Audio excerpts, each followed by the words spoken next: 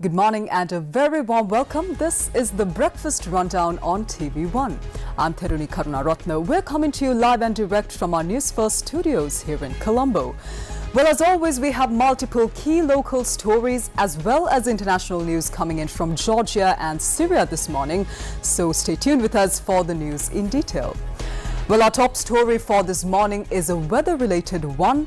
A total of 15,464 individuals from 4,745 families affected by the heavy rainfall are still being sheltered at relief centers.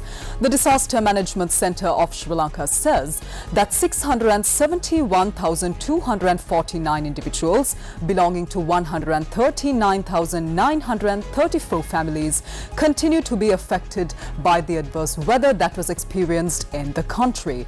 Well, the reported death toll stands at 17 for now. There have been 100 instances of complete house damage. The number of partially damaged houses is 2,379. Let's move on to our weather forecast for this morning now. Several spells of showers will occur in the northern province of Sri Lanka. The Met Department says that a few showers will occur in the Galle and Mathura districts as well. Mainly fair weather will prevail elsewhere over the island. Strong winds of 40 to 45 kilometers per hour can be expected at times over the northern, north central, northwestern, western, central as well as southern provinces. Let's move on to our marine weather update for this morning. Showers or thunder showers will occur at several places in the sea areas extending from Putlam to Trincomalee via Santure. Winds will be westerly to southwesterly and wind speed will be 30 to 40 kilometers per hour in sea areas around the island. Wind speed can increase up to 60 kilometers per hour at times in the sea areas extending from Putlam to Trincomalee via Santure. Wind speed can increase up to 50 kilometers per hour at times in the sea areas extending from Putlam to Potuville via Colombo, Galle and Hambantota. The sea areas extending from Putlam to Trincomalee via Santure can be rough at times. The Met Department also says that the sea areas extending from Putlam to Potuville via Colombo, Galle and Hambantota will be fairly rough at times. Temporarily strong gusty winds and very rough seas can be expected during thunder showers. Now, in a bid to ease the hardships faced by our brothers and sisters who were severely impacted by the recently faced inclement weather conditions, the Sirasa Shakti Sahanayatra has been launched once again. Communities in the northern, north central and eastern provinces continue to face unimaginable hardships following days of adverse weather experienced in Sri Lanka. In response, the capital Maharaja Group launched the Sirasa Shakti Sahanayatra yesterday to assist those in dire need of basic supplies. As part of this initiative, 5 collection centers were set up last morning to gather donations for essential items as well as dry rations. The collection centers have been set up at the Sirasa TV head office in Union Place, Colombo 2, the old Kadiresan Vajra Pillar Kovil in Bambalapitiya, Colombo 4, Sri Venkateshwara Mahavishnu Kovil in Nadimala, Dehivala, Shirdisai Center of Sri Lanka, New Chetty Street, Colombo 13, the Grand Mosque of Colombo, Newmore Street, Colombo 12.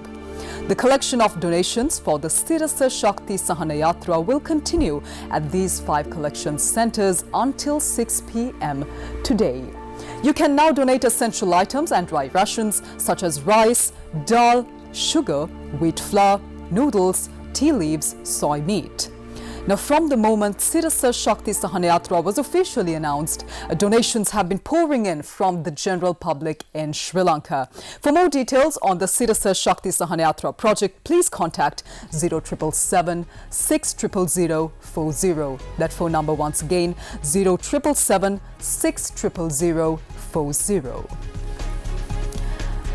Moving on to more local news now. The National Dengue Control Unit says that 20 areas at risk of dengue spread have been identified as of now. Community medical specialist Dr. Lahiru Koditoaku says that with the unfavorable weather conditions in Sri Lanka, there is a risk of an increase in dengue cases. He also adds that 3,178 dengue cases were reported in the month of November alone. Meanwhile, Litrogas says that the monthly gas price revision will be announced today, that is the 2nd of December 2024. The company says that the price revision for the month of December will be announced in this manner. However, there was no gas price revision last month. The last gas price revision by Litrogas was in the month of October. Accordingly, the price of a 12.5 kilogram gas cylinder was 3,690 rupees. Meanwhile, a senior official from Love's Gas has also said that their company will also announce its gas price revision today. Meanwhile, police say that drone cameras will be used once again to monitor traffic congestion starting today. Police spokesman DIG Nihal Thaldua says that this operation will be implemented in Colombo and its surrounding suburbs. This operation is being carried out under the instructions of the Acting Inspector General of Police.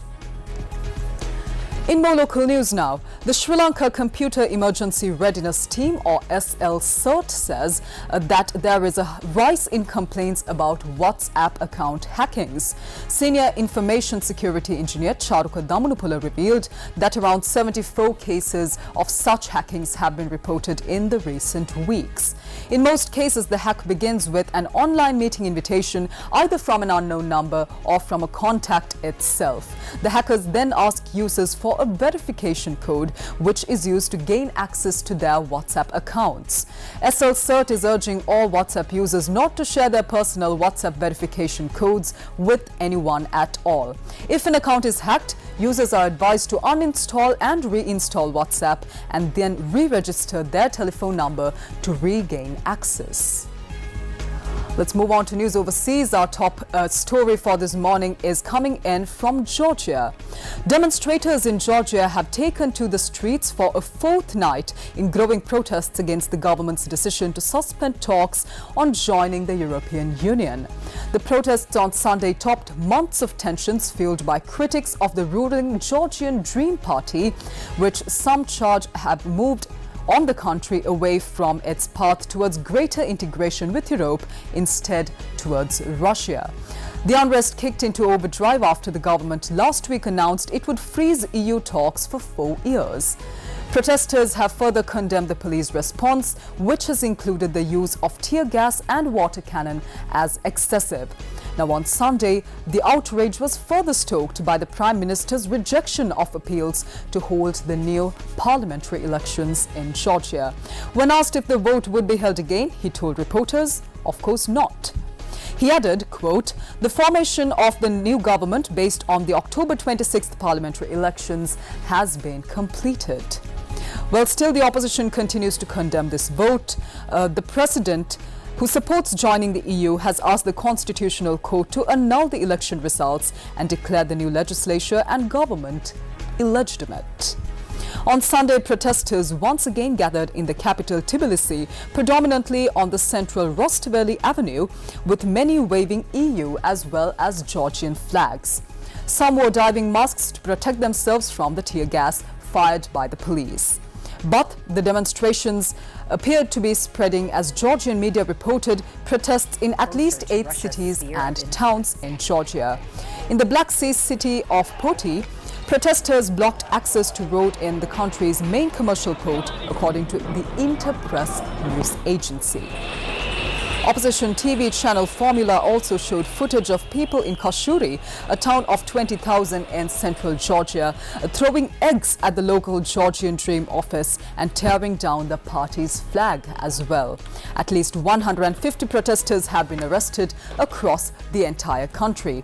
Well, both the United States and the EU, which have been vocal about the concerns over apparent lurch towards Russia, have voiced their support towards the protesters in Georgia. Our second international news item for this morning is coming in from Russia. Military sources said Russian and Syrian jets struck the rebel-held city of Idlib in northern Syria on Sunday as President Bashar al-Assad vowed to crush insurgents who had swept into the city of Aleppo.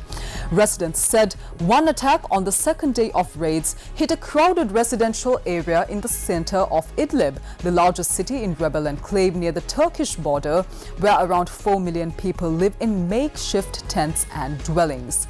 According to rescuers at the scene, at least 7 people were killed and dozens were injured. The Syrian army and its ally Russia say they target the hideouts of insurgent groups and deny attacking civilians in those areas. Now on Saturday, Russian and Syrian jets bombed other towns in Idlib province, which had fallen completely under rebel control in the boldest rebel assault in years in a civil war, where the front lines had been largely frozen since the year 2020. Well, insurgents swept into the city of Aleppo east of the Idlib province and on Friday night, forcing the army to redeploy in the biggest challenge to Assad in years.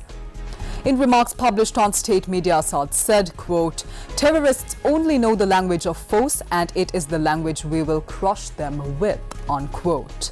The Syrian army said dozens of its soldiers have been killed in the attack on Aleppo. On Sunday, the army said it had recaptured several towns that had been overrun in the recent days by rebels.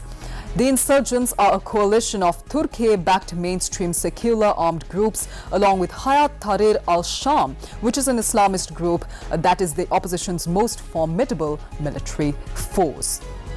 Now, Hayat Tahrir al-Sham is designated a terrorist group by the United States, Russia, Turkey, as well as other states. The war, which has killed hundreds of thousands of people and displaced many millions, has ground on since 2011 with no formal end being seen to it. But most major fighting halted years ago after Iran and Russia helped Assad's government win control of most of land as well as all major cities. Well, that brings to a close this morning's edition of the Breakfast Rundown. I'm Therunee Karunaratne. I'll see you again tomorrow right here on TV1 at 7 a.m. Until then, take care. Have a wonderful day ahead.